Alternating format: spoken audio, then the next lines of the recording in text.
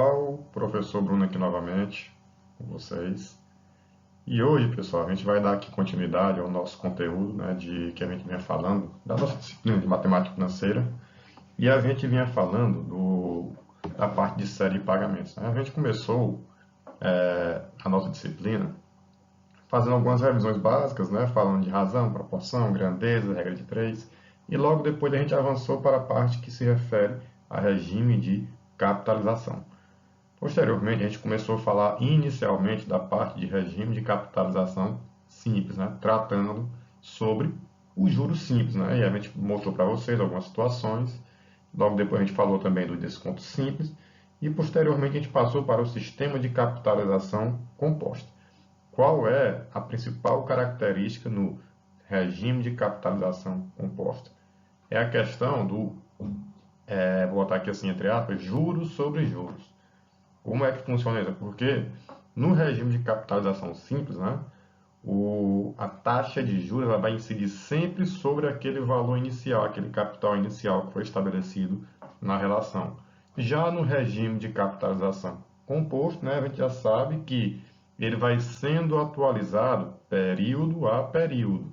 Então, a taxa de juros não vai incidir unicamente naquele valor inicial. Ele vai ser sempre no montante relativo ao período anterior. Por exemplo, você tem um débito de R$ 100. Passa um mês, tem um juro de 10%, então vai para R$ 110 a sua dívida. Então, a taxa de juros no período seguinte, no mês seguinte, não mais seria calculado sobre os R$ 100 que você devia inicialmente, e sim sobre os 110. Então, pessoal, essa é a principal característica do regime de capitalização composta. E aí, no nosso último encontro, o que foi que a gente começou a tratar? A gente tratou sobre série de pagamentos. O que é que significa isso? Significa o seguinte, imagina a seguinte situação que a gente trabalhou na aula passada. Eu estou querendo fazer um acúmulo de um capital, então você está querendo se capitalizar. E para você fazer um acúmulo de capital a longo prazo, o que você vai fazer? Provavelmente você vai fazer uma série de pagamentos entre aspas, mensais, ou seja, uma série de aplicações de investimentos mensais, e ao final de um certo período, a soma de todos aqueles pagamentos, todas aquelas aplicações, vai ser o capital que você formou. E dentro da matemática financeira, a gente já sabe que todo o dinheiro que você está aplicando, está investindo, está rendendo, né, está gerando lucro, está gerando juros. Então, aquele dinheiro que você depositou mês a mês, cada um deles gerou um jurozinho. Então, se você vai 5 depósitos de 2.000, teoricamente você teria R$ 10.000. Só que na prática você tem mais de R$ 10.000, porque cada depósito vai gerando uns juros mês a mês. Então, foi essa a ideia. E hoje a gente vai falar da parte que fala de amortização composta. Na parte de amortização composta, diferentemente de capitalização, vocês têm que tomar cuidado porque as fórmulas se parecem muito. O que vai diferenciar é a aplicabilidade. Capitalização, que é a fórmula do último encontro, ela é utilizada naqueles regimes que a gente está querendo, formar um capital, juntar dinheiro. Fulano quer juntar tanto. Já a parte de amortização, geralmente as questões vão estar indicando que você está pagando alguma dívida. Por exemplo, estou pagando um financiamento, eu comprei um bem a prazo e por aí vai. E também aqui nós vamos ter duas situações, como vocês sabem, uma compra com entrada e uma compra sem entrada. Né? Por quê? Isso faz toda a diferença, porque quando você compra um bem, se você comprar à vista, não tem juros. Mas quando você dá uma entrada, o juro só vai incidir sobre o restante do valor da entrada, correto? Então, são essas situações. Então, eu vou começar aqui relembrando vocês aqui a situação que a gente fez na aula anterior, no último encontro, para vocês verem a diferença. E aí, logo depois, eu vou mostrar essa parte aqui de amortização. Ok? Pois vamos lá. Primeiro, pessoal, série de pagamentos ou rendas, né? Chamamos de rendas ou série de pagamentos os capitais que dispomos periodicamente para algum fim, ou para pagar uma prestação, ou para aplicar na poupança ou fazer um investimento, né? Quando você compra um carro, você está pagando todo mês ali, você está fazendo um pagamento periódico que tem um fim de quitar aquele financiamento que você fez do carro. Quando você está juntando dinheiro para pagar a faculdade do seu filho, você está destinando um fim para aquele acúmulo de capital que você está querendo. E no caso, a gente também falou que as rendas, né, essa série de pagamentos, elas têm duas situações, que é o que a gente acabou de citar: pagamentos com entrada e sem entrada, conforme a gente já conhece no linguajar popular, que são as chamadas rendas imediatas ou postecipadas e as chamadas rendas antecipadas. Basicamente, para você pegar bem, na antecipada, que é esse segundo caso, a primeira parcela ela é paga no ato, na data zero, ou seja, 10 vezes com entradas, né? São 10 parcelas iguais, então você vai pagar 10, então é como se fosse 1 mais 9. E já a renda imediata, a primeira parcela do primeiro pagamento vai ocorrer ao final do primeiro período. Então é como se fosse aquela compra, aquele pagamento, aquele investimento sem entrada, daqui a 30, 60, 90, 120 dias. Já a renda antecipada, o primeiro pagamento é no ato, na data zero. Então é importante a gente estabelecer isso aqui, porque a gente vai ver que tem uma diferençazinha, principalmente quando a gente está se tratando dessa parte de amortização. Então, como eu falei, a gente ia relembrar o que a gente fez na aula passada, né? A gente falou sobre capitalização composta, mais especificamente falando sobre a formação de um capital no valor futuro. E a gente sabe que o valor futuro vai ser igual ao valor do depósito mensal, que é esse Pzinho, que multiplica essa fórmulazinha aqui, 1 mais I elevado a N menos 1 sobre I. E aí na aula anterior a gente mostrou que isso aqui é o chamado fator de capitalização, certo? E eu também mandei para vocês uma tabelinha, né, que auxilia no cálculo desse fator de capitalização. A tabela, de acordo com o valor de N e com o valor de I, você já encontra direto o valor deste fator de capitalização. Então, né, conforme eu acabei de falar, essa 1 mais I elevado a N menos 1 sobre I é denominado fator de capitalização. E a gente indica por SN cantoneira I, né? Esse símbolozinho significa cantoneira. E a gente falou, né, também, que o valor futuro, uma forma que vocês podem enxergar por aí, é P que multiplica o SN cantoneira I.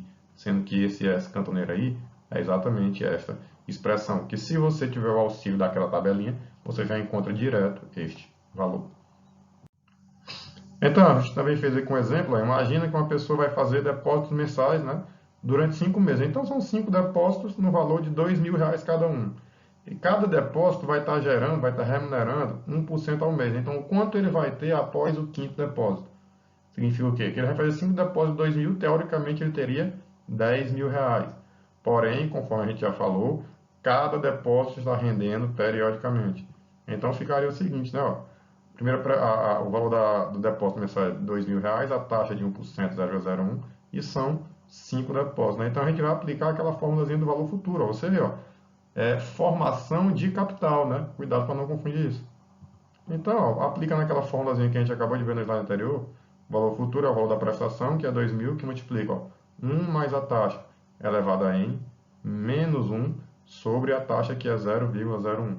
E quando você resolve essa situação aqui, vai dar igual R$ 10.202, aproximadamente o valor que você vai ter acumulado. Então, ou seja, 5 depósitos de R$ 2.000 já geram um bom retorno, sim, ó, R$ 200, R$ 202 ao final de 5 meses. Então, para quem tem condição, né, de fazer essa aplicação mensal, é uma boa pedida, não é algo ruim, certo? Então, essa parte de capitalização que envolve essa fórmula aqui para calcular o valor futuro, ó, não está falando futuro, né? É quanto que eu vou ter lá no final.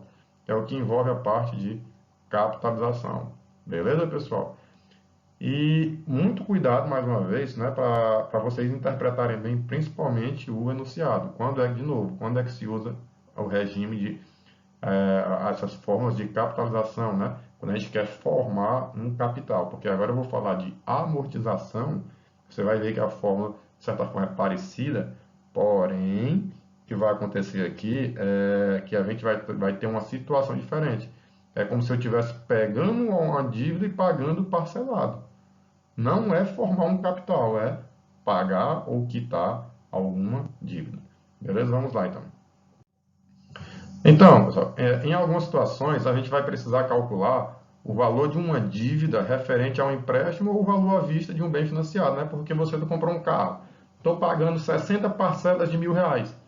Aquilo ali é o valor a prazo, né? 60 vezes 1.000, você vai pagar 60 mil.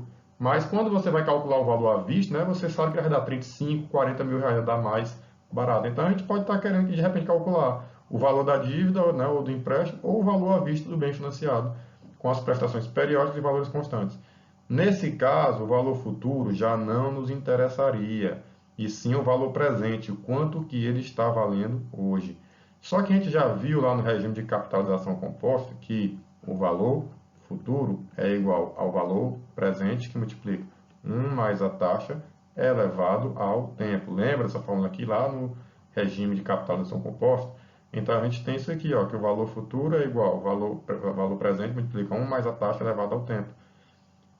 E o tempo, né, numa operação que você está pagando, né, corresponde ao número de prestações. Né? Por isso que eu botei aqui, ó, logo T é igual a N. Então, pessoal, a gente acabou de ver que quando você está formando capital, o valor futuro é igual ao valor da prestação que multiplica 1 mais I elevado a N menos 1 sobre I. Mas a gente acabou de ver ó, que quem é o valor futuro? É o valor presente que multiplica 1 mais I elevado a T. Ó. Então, no lugar do valor futuro aqui, ó, coloca o valor presente que multiplica 1 mais I, no caso, elevado a N, né, já que o tempo é igual a N. E esse valor aqui que está multiplicando, né, ó, quando eu impor do lado aqui, ele vem ó, dividindo, né, ó. Então, por isso que ficou aqui o valor presente é como se fosse o valor à vista de um bem, o valor que você está pegando emprestado para pagar parcelado é igual. O P, que é a prestação a ser paga, que multiplica 1 mais I elevado a N menos 1 sobre I, que multiplica 1 mais I elevado a N. Certo? Então, você vê que, de fato, a fórmula parece, e vou já mostrar exemplos, e o que você tem que se atentar é você vai usar essas formas de amortização quando a destinação dessa série de pagamentos seja para pagar uma dívida, né, ou para calcular o valor da dívida, ou para comprar um bem, ou o que quer que venha a ser nesse mesmo sentido, certo? Então vamos lá.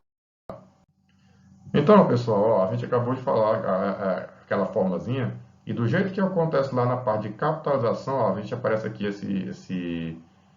vamos botar assim, essa fórmulazinha aqui, isso aqui é o que a gente vai chamar de fator de amortização.